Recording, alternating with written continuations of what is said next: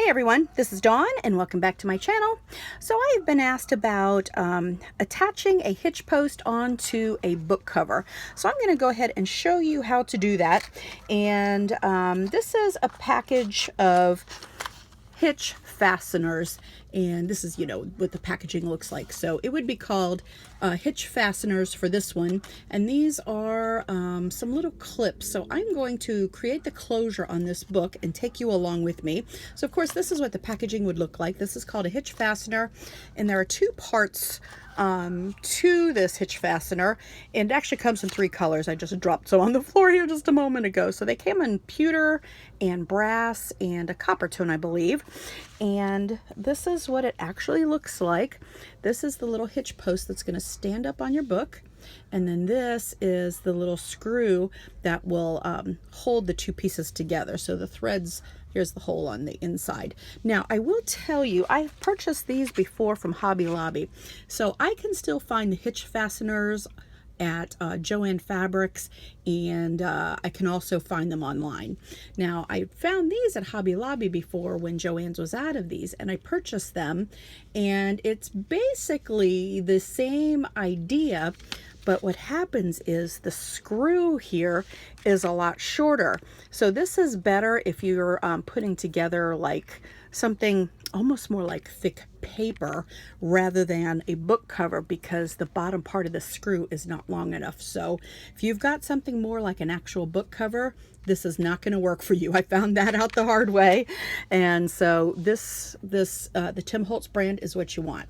So I am going to use this hole punch. So this is a We Are Memory Keepers punch, and it is a it's really for an eyelet setter. There are two other videos that I have found when I was looking for how to do the hitch post. Gail Agostinelli and Diane H each have a video, but they've got that big bite, which I don't have. So I'm going to use this We Are Memory Keepers here on the side. They're two different size hole punches. So this one is 1/8. Make sure I'm reading it right. 1/8, and then the 3/16. So I'm going to use the 1/8 punch, and if you see here when I squeeze this together, see where that comes out, and that is where it's going to pinch or punch the hole.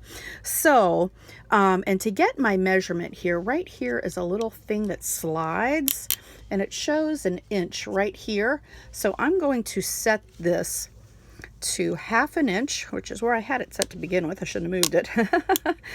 So, and as you can see, there's the marker. So I'm going to push that right up to the 1/2 inch mark. So that is how far into my book that I am going to punch the hole. So right here, I've got a decorated cover, and I really want it as centered as possible, but I don't really want to punch into my flower. So it's going to set a little bit lower, and that is okay. So I've already got the 1/8 inch, and I'm positioning this right below my flower, and I'm going to go ahead and punch through this book. And I will say this is a pretty good book cover, and that actually did not require too much to punch through. So what I'm going to do is, let's see, which way do I want to go first? It's been a while since I set a hitch post. So I'm going to put the screw through here, and you can see that just sitting up there a little bit. We're going to take the top of it and then just screw it on. It is that easy. And I think you would have to test it out. I think you could even use a larger hole punch. So it is now attached. So I would practice on a piece of paper, because this will just unscrew. So that is the hitch post. So that is attached. It is that simple. And then on the back cover, I could punch another hole right about even here, which is what I was originally thinking I was going to do. And I was going to use the larger size hole and do it with an eyelet where I use like a hair tie closure, but I know those come apart, and that's just kind of what happens. They'll come loose from the book. So I decided to go ahead and use one of these Hinge Clips. That's what that's called. And I'm going to go ahead and get one out of the packaging. I should have already been prepared here.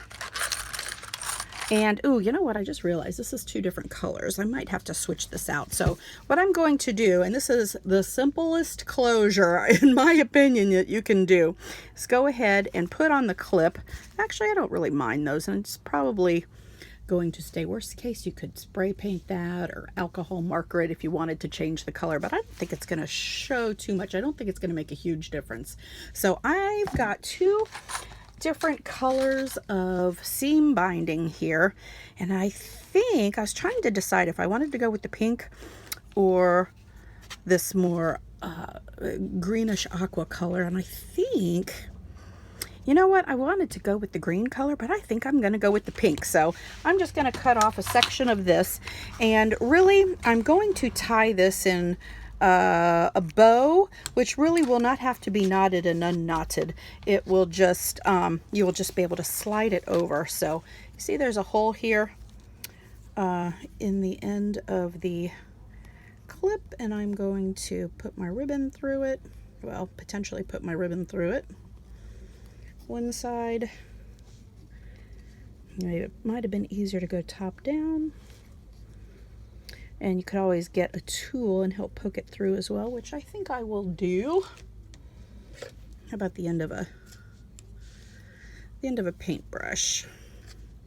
I probably picked one that was too fat. Well, I don't think that one's going to do me any better. All right, let's get on with the right thing. Here's a little pokey tool. Oh my goodness, this only happens because we're on camera, right? Use the tip of my scissors and poke it through. Okay, success. All right, so this book is not too fat, so I've just got that pulled up through here,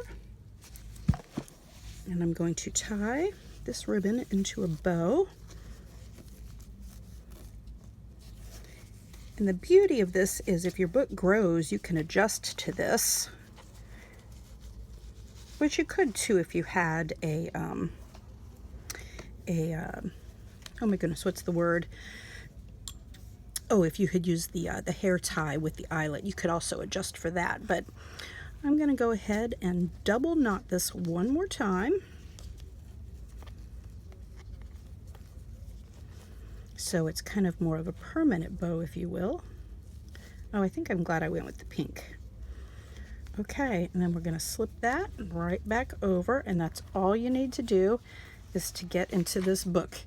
And there is our bow tie. All you got to do is pull that off. When you want to close it, just pull it over. All right, thanks so much for stopping by and watching. Give us a thumbs up if you like this video, and until next time.